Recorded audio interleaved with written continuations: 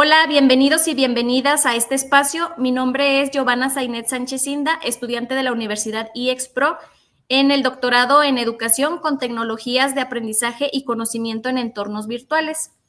El día de hoy voy a hablar sobre cómo ha ido evolucionando la tecnología educativa en los últimos años y cómo se compara con lo que se predecía hace tiempo en un documento muy interesante que se llama el Horizon Report. ¿Han oído hablar de este documento? Yo personalmente nunca había escuchado hablar de ese documento. Bueno, para quienes no lo conocen, el Horizon Report fue una especie de brújula educativa en la que cada año se analizaba cómo podía impactar la tecnología en la educación. Este estudio es realizado por la New Media Consortium. Ellos conjuntan su visión sobre lo que se vislumbra como recursos potenciales en las TICs y desde la educación hemos ido evolucionando y las características y necesidades sociales cambian y estos cambios reflejan lo que somos en un determinado tiempo y impactan en las decisiones educativas que se tienen. Las principales predicciones se analizan desde distintos recursos y cabe señalar que este análisis se hace hasta el 2020, entonces los resultados pueden inferir en lo que ahora estamos viviendo. Por ejemplo, los recursos didácticos. Los avances que se tuvieron en esto es que sí se han empleado en las escuelas, en las universidades y se han evolucionado. Se masificó la accesibilidad a través de las MOOCs, que son plataformas de cursos masivos en línea, y el aula invertida. Y las predicciones sí se cumplieron a corto plazo. Por otro lado, tenemos los dispositivos móviles y las aplicaciones. Se hace uso esto de una gran diversidad de aplicaciones que facilitan el aprendizaje y esto ya se hace como de manera cotidiana. Nosotros en el celular pues ya tenemos un sinfín de aplicaciones que nos pueden servir para la educación. También nos habla de un concepto que se llama el M-Learning. Bueno, el M-Learning es todo lo relacionado a lo que se usa con el móvil, a plataformas, aplicaciones. También vienen las tecnologías del aprendizaje adaptativo y aparece en el 2011. Es una base de datos que ofrece contenidos formales pero flexibles. También son personificados a los estudiantes y considera los hábitos y el desempeño que tiene dentro de las plataformas. Este nos menciona que aún falta que se adapte más en la práctica y que se masifique, porque aún muchos docentes no tienen el conocimiento de cómo apropiar esto en la educación. En Trae tu propio dispositivo, pues ya la mayoría de las personas tenemos en mano un dispositivo móvil, una laptop, una tablet que permite conectarnos a la red. Y pues ya en las escuelas también los estudiantes ya llevan su propio aparato tecnológico. Aquí el reto que surge es el cómo regular los accesos a las redes de las instituciones. La gamificación tiene un auge en el 2005 y se afianza cada día. Es una estrategia de aprendizaje por retos, por puntuaciones y se hacen las competencias entre los participantes. Sin embargo, ocupa de muchos recursos. La realidad aumentada todavía sigue siendo un reto. Se busca que se promueva un aprendizaje inmersivo en donde hay interacción del estudiante y para que así asimile mejor los aprendizajes, pero está en proceso de adopción. Por lo mismo que lo anterior, porque hace falta los recursos para llevarlos a cabo. Y la inteligencia artificial se basa en el procesamiento de datos y lo que se busca es propiciar las tutorías y los soportes tanto a estudiantes como a docentes. Y pues esta predicción está en proceso porque aún no se ha llevado de manera inmersiva a los estudiantes. Tenemos también el Internet de las Cosas, en lo que los alumnos obtienen información a partir de contribuciones a la comunidad.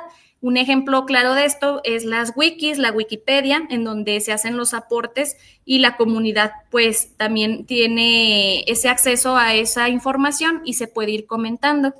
Las interfaces naturales del usuario es que se puede interactuar con dispositivos usando los gestos naturales de nosotros. Y también nos menciona que existen algunas limitantes en estos recursos. Uno de ellos es el presupuesto gubernamental. Se menciona en las políticas educativas que pues que se deben emplear las tecnologías en la educación, mejorar la calidad, pero lo que pasa es que muchas veces no sé, el gobierno no tiene un presupuesto pues para ampliar estas tecnologías y como vimos en los análisis de los recursos, pues hay algunos que sí se ocupan de más recursos que otros. Entonces, por eso no se ha logrado apropiar como tal en la educación. También otra limitante es que no todos tienen las conexiones óptimas de conectividad, no hay recursos, no tienen los instrumentos que se necesitan para llevarlo a cabo. Y dentro del sector educativo también influye el grado de complejidad, puesto que los recursos necesitan un conocimiento previo y un buen manejo. Entonces, si no se tiene esta capacitación a los docentes, pues, ¿cómo se podría implementar con los estudiantes? Algunas tendencias que hay ahorita, pues es la gamificación. Sin embargo, como se mencionaba, los recursos no son suficientes para que esto se lleven a cabo. Y ahora mirando en retrospectiva, podemos preguntarnos si se cumplió lo que se decía, si fue acertado y dónde estamos hoy. El estudio muestra que sí se lograron todas las predicciones que se hicieron. Se apropiaron los recursos educativos abiertos en las diversas modalidades, como lo son las tecnologías del aprendizaje adaptativo y la inteligencia artificial. En el 2004, el informe hablaba de cosas que hoy nos parecen básicas, como los blogs, las wikis, los contenidos digitales. En ese entonces eran innovaciones y hoy ya son parte de nuestra vida cotidiana. Y después empezaron a sonar conceptos como el aprendizaje móvil, la realidad aumentada, la gamificación, el aprendizaje personalizado. Existieron algunos retos como fue la pandemia y esta hizo que el uso de la tecnología y de la educación a distancia en línea pues se potenciara. Sin embargo, pues también se hizo notar una brecha, puesto que no todos tenían el acceso a la red y no todos tenían computadora, celular en los que se pudieran conectar. Entonces, en este tiempo se hizo notar esta brecha tecnológica. Otra cosa que hay que decir es que no todo se cumplió como se esperaba. Por ejemplo, los MOOC, que son los cursos masivos en línea, fueron una gran promesa. Iban a cambiar el mundo y sí crecieron, pero nunca reemplazaron la educación formal, como algunos creían. Y en cambio, como se mencionó antes, nadie predijo lo de la pandemia y obligó a millones de personas a enseñar y aprender desde casa. Ahí es donde las herramientas como el Google, el Zoom, el Google Meet, el Classroom tuvieron un gran auge y el Horizon Report no lo reportó, porque pues son cosas inesperadas que pasaron. Hubo tecnologías que sí despegaron y que en el informe acertó en varias cosas importantes. Por ejemplo, hoy hablamos de la inteligencia artificial educativa y de plataformas que personalizan el aprendizaje en tiempo real. Lo más interesante de eso es que muchas de estas tecnologías aparecieron en los reportes hace más de 10 años, entonces solo que no las habíamos apropiado. Lo que me deja de todo esto es que la tecnología avanza, pero su impacto en la educación depende de cómo la usamos y no basta con predecir lo que vendrá. Lo importante es cómo integramos esta tecnología de manera pedagógica. Y así que más allá de las nuevas aplicaciones que surgen, de las plataformas o de los dispositivos que año con año se van actualizando, lo que importa sigue siendo la intención con la que se utiliza, el acompañamiento humano y el deseo de transformar. Bueno, y otro tema que quiero abordar es el peer learning. Este se ha escuchado más a raíz de la pandemia, ya que logró acelerar su apropiación, a veces más por necesidad que por decisión. El B-Learning combina componentes presenciales y virtuales y surge después del e-learning. El e-learning es el aprendizaje en línea y se hicieron diversos estudios en los que señalan que el e-learning no contó con la capacitación adecuada a los docentes para su implementación, por lo que hubo una brecha digital derivado de que los docentes y los estudiantes pertenecen a generaciones diferentes. Por ejemplo, Moravec menciona que estamos ahorita en una sociedad nómada y son las nuevas generaciones nómadas del conocimiento. Entonces, ahorita en la educación estamos inmersos diversas generaciones. Está la sociedad 1.0, que es la época agraria, está la sociedad 2.0, que es la sociedad industrializada, y está la sociedad 3.0, que es la sociedad del conocimiento y la información, y que es donde la mayoría de los estudiantes están.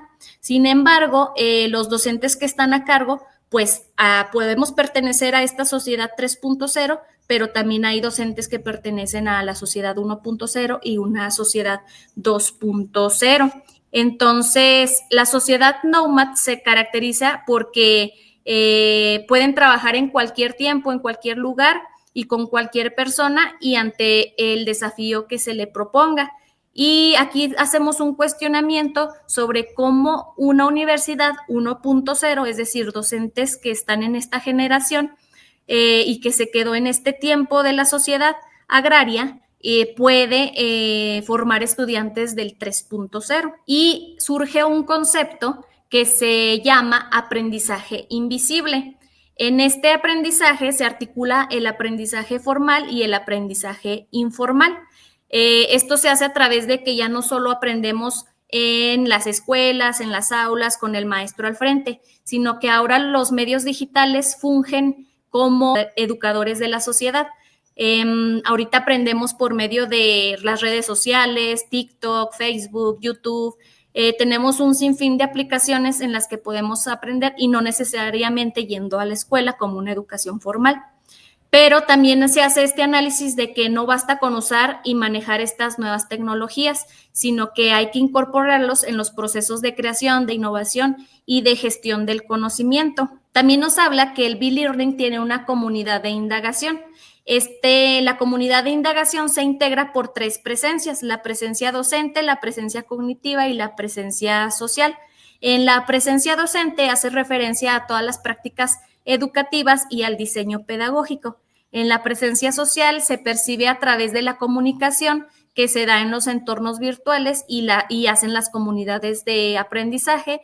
Y la presencia cognitiva genera el pensamiento crítico y creativo a través de la exploración y la integración. Entonces se percibe el B-Learning como una modalidad a futuro que mejora la calidad de la educación, que es flexible y que es motivador para los estudiantes, por lo que genera mejores entornos de aprendizaje.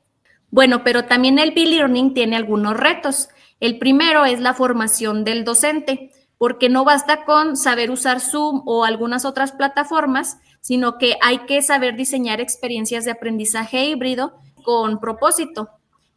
Aquí también se hace mención de que antes, no sé si a ti te tocó, que antes se capacitaba a los estudiantes y a los maestros en Microsoft, que son el uso de Word, Excel, de PowerPoint, de todos estos ofimáticas que ahora en la actualidad sí son útiles y son importantes, pero ya no basta con eso, sino que hay que aprender y tener otras competencias digitales, porque ahorita la tecnología pues ha ido evolucionando de manera muy rápida. Otro reto es la brecha digital, porque seguimos teniendo estudiantes sin acceso o con conectividad limitada a las redes y esto genera una desigualdad en el aprovechamiento académico. Otro reto es la resistencia al cambio, puesto que estudiantes y docentes a veces se sienten incómodos fuera del modo tradicional y eso es normal, pero también hay que acompañar ese cambio con empatía y con capacitación sobre todo. Y por último, otro reto es la evaluación, porque no es fácil evaluar un modelo mixto. Necesitamos herramientas más flexibles, más formativas y menos centradas en la calificación. Como reflexión y cierre, el B-Learning permite adaptarnos a los tiempos, ofrecer una educación más motivadora, más personalizada y aprovechar los recursos digitales sin dejar de lado lo humano y tampoco lo presencial y el contacto humano. Pero como todo cambio necesita intención y esfuerzo colectivo. Y pues eso sería todo de mi parte. Muchas gracias por su atención. No sé si tienen alguna duda o comentario que me hagan favor de decirme. Dejo los micrófonos abiertos.